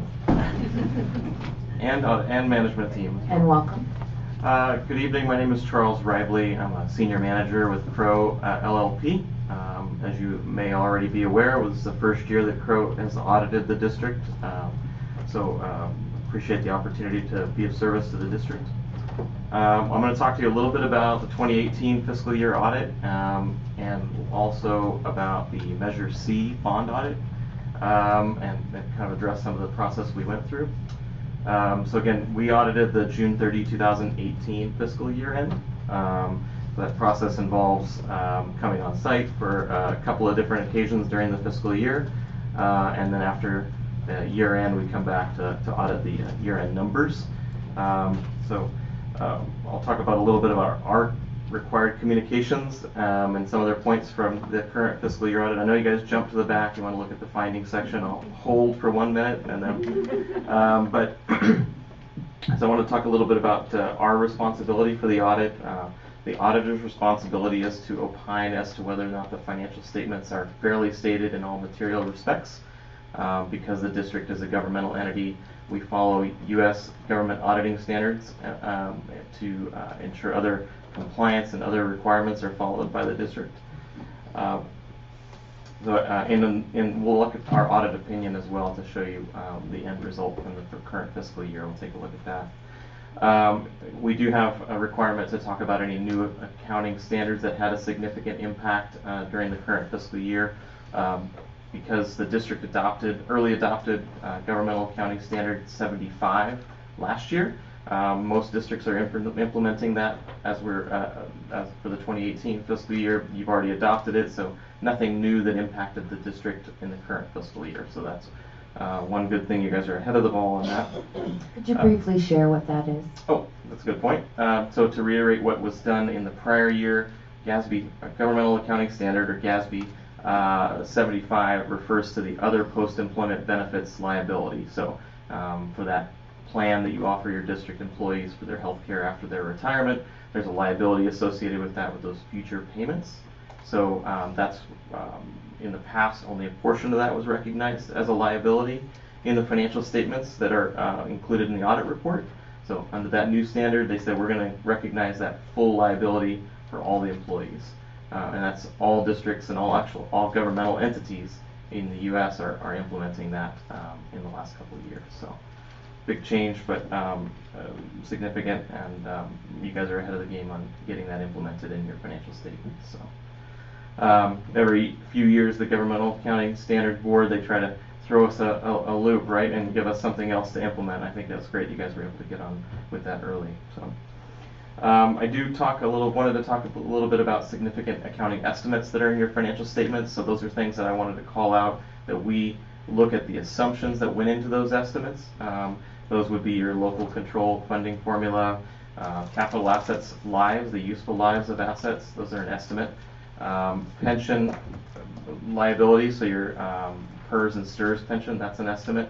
And again, the OPEB liability as well as an estimate. So in that, we look at those assumptions that went into that, discount rate, etc., and make sure that we're comfortable with what was used by management to estimate the liability. So I wanted to talk briefly about our audit opinions. So in the financial statements themselves, there's pages 1 through 3 have our audit opinion. And it reiterates some of the things I just mentioned about our responsibility and management's responsibility. So I'll point you to the page 2 of the audit opinion, and that's referring to their unmodified opinions. That's what we call an unmodified opinion or a clean opinion. So that's great news for the district. There are also other opinions in the district's financial statements included in this, and that's referring to that government auditing standards opinion that I mentioned a minute ago. We also, because the district expends a significant amount of federal dollars, we have a uniform guidance audit that we do, and then we also do state compliance audit for the California State Audit Guide. So all those audit opinions were unmodified in the current year. So that's really great news. I think it's a testament to management's efforts to make sure that we've gotten everything we needed to be able to give that unmodified opinion or opinions. So, the moment of truth, I'll talk a little bit about the audit findings. I know, as I mentioned before, sometimes we like to jump to the back and look at those. I think one thing I'll take, page 82 is where you'll find that in the audit report, if you haven't already gotten there. There is one, excuse me, there is one finding related to the associated student body that we've included in the audit report.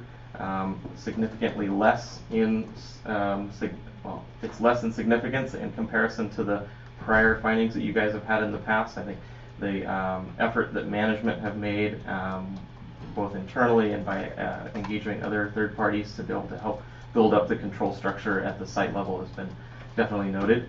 And so that improvement has reduced the level and the number and the significance of the findings that were included in there.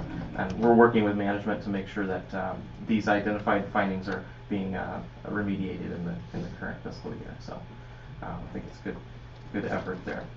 And so then the findings that were identified in the past, significant effort has been made in that. I think it's been tremendous improvement in those items that resulted in the capital assets findings. And also, again, in the associated student body, which reduced those findings in the current year. I know I went through those kind of quick, so I can take any questions that you may have on those, but point being that there's improvement, and it's noted right there in the audit report finding section. So could you explain what was required to clear the capital assets finding by our district staff? One of the, sure, oh, sorry, are we done? Okay.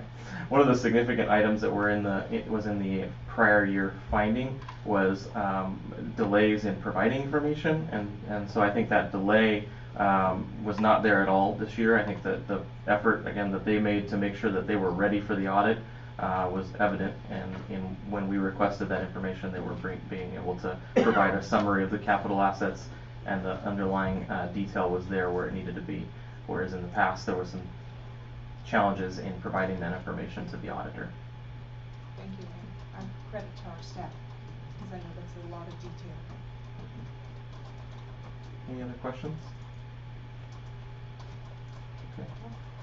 I'll speak a little bit about the Measure C performance and financial audits. So when you look at the district audit report, you're looking at the district as a whole. The audit guide that's put out by the state of California says you got to look separately at these bond measures that are authorized by the public. So we actually issue a separate opinion over only Measure C with both the financial statements of Measure C, and then we look at a sample of expenditures that were made from those bond funds, and we look to say that those items that were purchased with the bond funds complied with your project list that were approved by the board, and also with the education code requirements under Prop 39. So I believe you should have the performance and financial audit. I'll point you to the performance audit report, page 3. Talks about the objectives. That's the page that says objective, scope, methodology. So I'll just note that in the current year we had approximately 9.9 million, nearly 10 million of expenditures that were made from the Measure C bonds. And we sampled a total of 50 items, cross-section between payroll and non-payroll, and the total dollar amount was about 4.2 million. So we try to stratify that sample across different types of expenditures, not only dollar amount, but again, as I mentioned, payroll and non-payroll, so that we get a good sample across what was spent out of those bond funds. So I should summarize then that we didn't have any exceptions in our testing of Measure C, so really great on that. So appreciate everyone's effort. And that's fantastic to see, especially since we've just passed our Measure J school bond, and we want to make sure that we, manage those funds just as well as Measure C. Certainly. So I can take any other questions that you may have about the district audit or on the audit process, and happy to help in any way I can. Thank you. Any other questions? Just to comment that our bond oversight committee has been also a partner in making sure that our Measure C audit came out so well. So we've been working in partnership with that group as well. And we look forward to, with Jay, once the bond comes here for the board to approve, then our timeline starts for selecting the Measure J oversight committee. So we're trying to kind of make sure they're not both going at the same time, but that's something that we look forward to continuing with our next bond. Anna, if you had a question? Okay, so I was aware that we have a pre-audit, which it was obviously last school year, but we had a pre-audit, and then we had the auditor come and check out all of everything that's happening, and they mainly talked to our school treasurer, Mr. Hoffwater, and cause I was ASB treasurer last year, and so we communicated with him on all those matters, and everything that was talked to him about, he shared with us as well. But is there a way that the students, the student secretary treasurer, could come and be in that meeting at all, or is that something that's adequate? Yeah, it's up to the management team. So yeah. there's no restriction from an external audit perspective. Okay. So. We can definitely, as long as you're amenable, I think that's a great idea, Hannah. That's what the job's for. Okay. All right. Well, thank you very much for your presentation. Thank you. All the paper. Have a good evening. Thank you.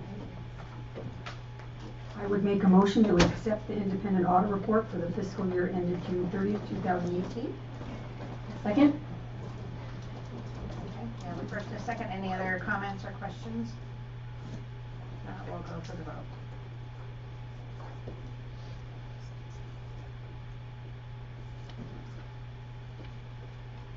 I'll just say thank you, Superintendent Meyer, for mentioning the Oversight Committee of Measure J and how that comes into play, because I think that's a question the public has had, the timeline of when that will come in. So, thank you.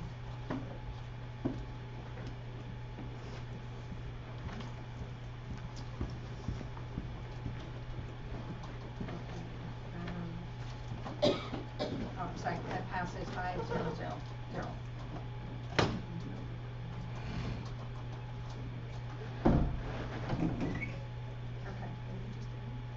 No, this is the Measure C. No, we didn't do that. Okay. Through the chair, I would make a motion that we accept the 2010 Measure C audit report for the fiscal year ending June 30th, 2018. Second. Okay, we have first and second. Any other comments? No, we'll go for the vote. I just want to thank everyone for making sure that the Measure C audit was presented now instead of a couple of months later. So, the Oversight Committee, I'm sure, is very pleased. And that passes 5-0-0-0. Thank you. Okay, 17.3 is the single plans for student achievement. We had 4 plans that we had the opportunity to review, and we're being asked to approve them. So, if anyone to start with a motion? Madam President, I move that the board approve item 17.3, the 2018-19 single plan for student achievement. I'll second that. Okay, we have first, second. Any other questions or comments? I just have one question about, a reference was made in one of them about they're not meeting their tech. It wasn't as effective as it could be because of a change in what the tech person could do. Did that job position change or what? I was just curious about that. Yeah, it was Rio Vista. One of the things they said, because of a change in what their tech person was able to help them do in the past, they were unable to meet the goal that they wanted to meet. And as far as I didn't remember us changing any rules, or if it was just a different person, so that might be something to follow up on. We can certainly follow up with Rio Vista and see, perhaps it was either a person or they had a different position, but we can see, we can speak with them about that. And then I just want to say, as I always do, I know those are a lot of work, takes a lot of time, and I appreciate the fact that our principals are very upfront and honest about what they've met and not met and how they think they can change and meet it in the future. Because if you don't look at that, then you don't have change. So I really appreciate that. And we will share that with them. And Dr. Meyer, for Rio Vista specifically, I know that their tech went from a full-time tech to, I believe, a half-time tech, so that might have something to do So with that it. is it. It's the number of days. Thank you. Our staff is so informed. Thank you. I just wanted to mention that all of the plans were online. So when we're making, when we are approving these, we are approving all of the plans that were posted online. So Oh, right. it's more than just Yeah, four. yes, that's right. Thank you for that. I looked at a couple of the other ones Yeah, too. okay. Yeah, these are examples, so, okay. Okay, so we have first and second? Yep. And can we go for the vote?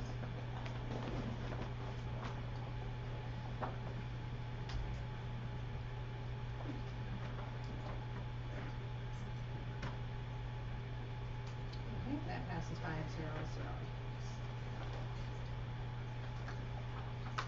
17.4 is the submission of the Career Technical Education Incentive Grant and acceptance if awarded.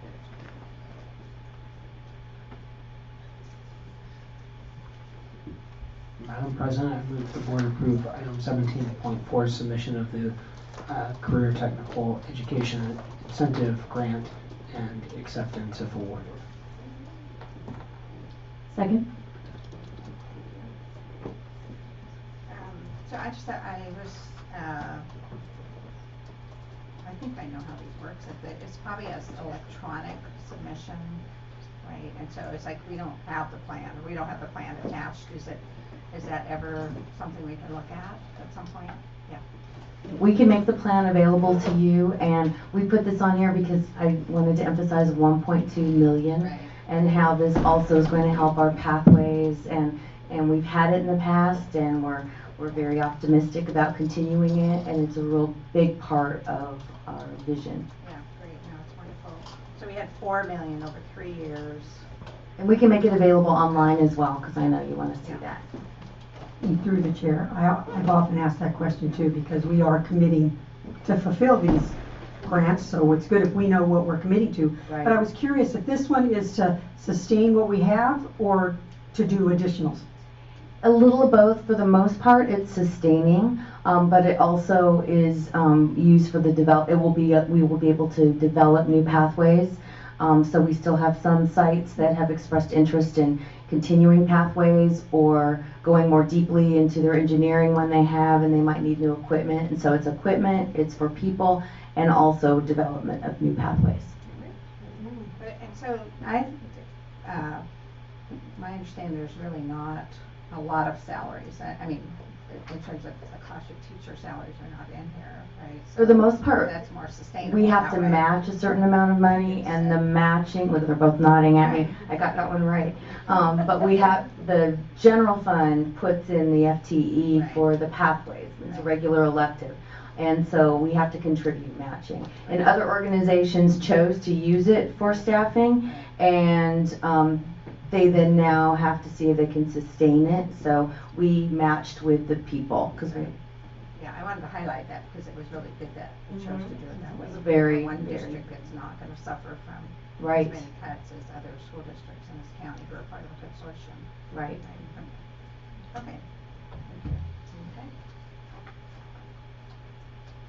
So we have a first and a second, and we're ready to vote.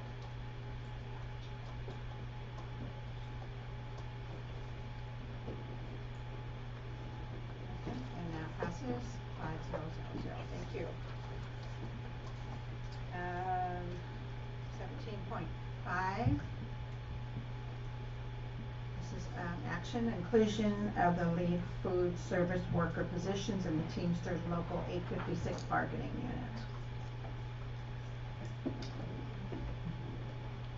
Madam President, I would move that the board approve, let's see, adding the lead food service worker positions with Teamsters Local 856 bargaining unit. Second. We have a first and a second. Any other comments? Just who was this initiated by? I looked, I couldn't see where it said. This was part of the reorganization that Dominic Machi through food service worked on. And what's notable is there's no comment from the Teamsters. Are you telling me I should have just kept my mouth shut? No. I think it's remarkable. I think it's important to acknowledge that. Agreement, yeah. Never. Okay, we're ready for a vote. Sorry. Okay.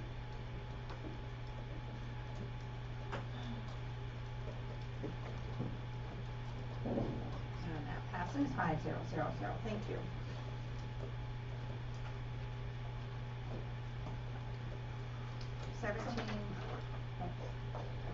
Madam President, before you call for a motion on this item, I would like to ask that the board consider delaying action on this until we have our budget workshop, our governance workshop. The board governance workshop. The board retreat. Okay, got it. Not touched. Okay. I don't know if there's consensus on that or not.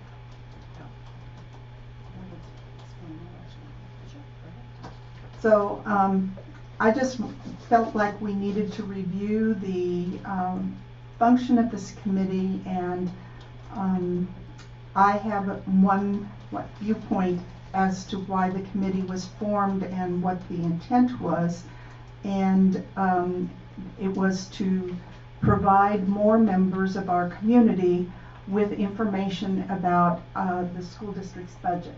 And though it was hoped, or just because I remember discussing this with Mr. Allen, that it was hoped that we would have people from throughout the district to be ambassadors, so to speak, from the Budget Advisory Committee. And here it's titled Budget Advisory Committee, and at other places it's just called Budget Committee. So I want to point that out.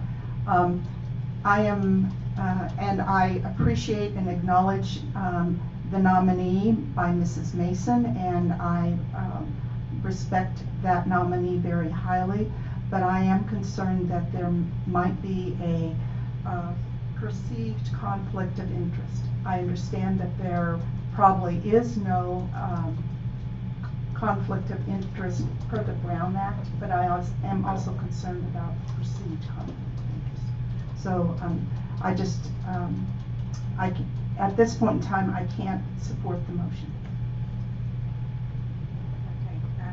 And I would just say, because my person moved to Arizona, I haven't had a person, and I look for leaders in the community who are involved and understand budget, and I could not twist the arm of any of my fellow MAC members. I tried to get them to do it, and because Mr. Mason happens to be my husband, he's also an elected representative in our community, attends many meetings, understands budgets, and quite frankly is one of the few people that has no trouble disagreeing with me on a regular basis. So it would not be a yes person, but I wanted someone who I knew could communicate back to the community, and I felt it was important that it be someone from the Bay Point community and not someone other than that. So that's why, and I did check with my attorney as well as the district's attorney, and there is no conflict of interest because I gained nothing from it. So Bay Point would gain something, but not me. So that was why it ended up by default and a little prodding to be Lee Mason. As a new board member, I have some questions about the committee in general. Looking at the website, I was able to find the schedule of meetings and the notice, the agenda from June 20th, 2018, but I was not able to find minutes to the meetings other than each December. So the last one was December of 2017. And then when I look at the nominee information, it does have you say board appointee, community member, and then the high school attendance area of residence. So it does appear, as Ms. Mayo was saying, that we're trying to get representation across the district.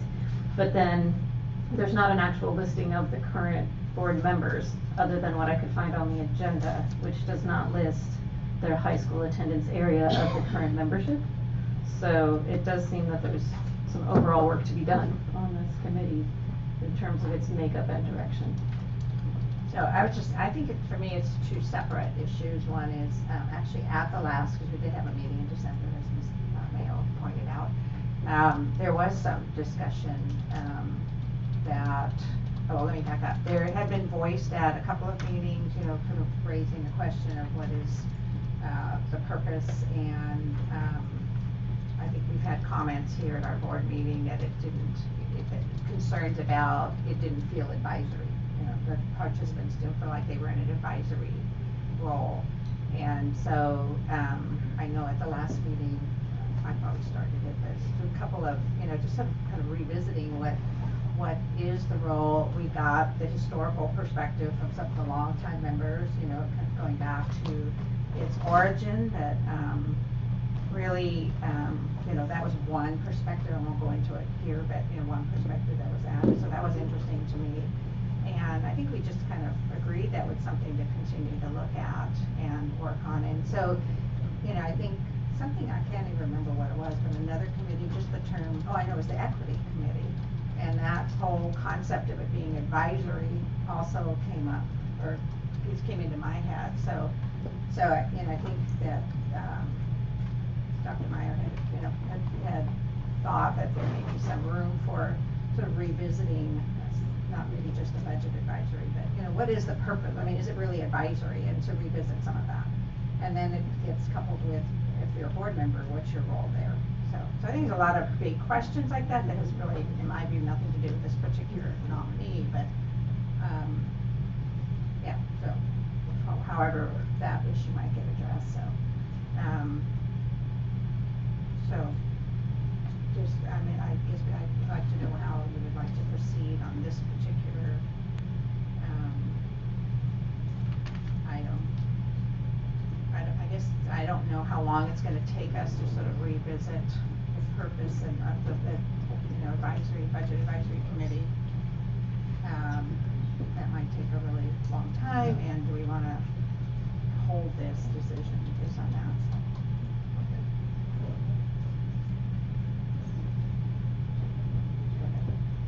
Make a motion. Or make a comment, whatever. Just do something. I will do something. I wholeheartedly agree, and have raised myself. I think that we need to look at the budget advisory committee as well as some of our other committees, and I think that our board governance workshop would be a great time to do that. Separately, I am confident that Mr. Mason would be a strong representative for the budget advisory committee, no matter which form it took, and so I would go ahead and make the nomination, move that the board approve item 17.6, the nomination of Lee Mason to be the representative for the budget advisory committee for Deborah Mason. Do we have a second?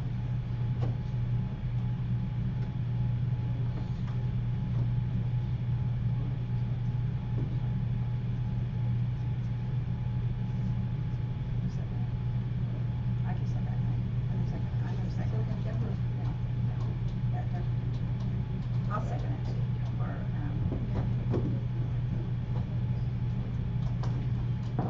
So, assuming there's no other discussion, we want to just go to vote.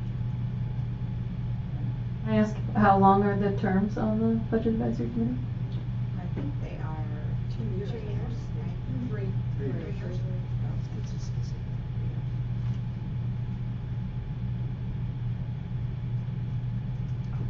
Okay, we have a first and a second, so can we go to vote?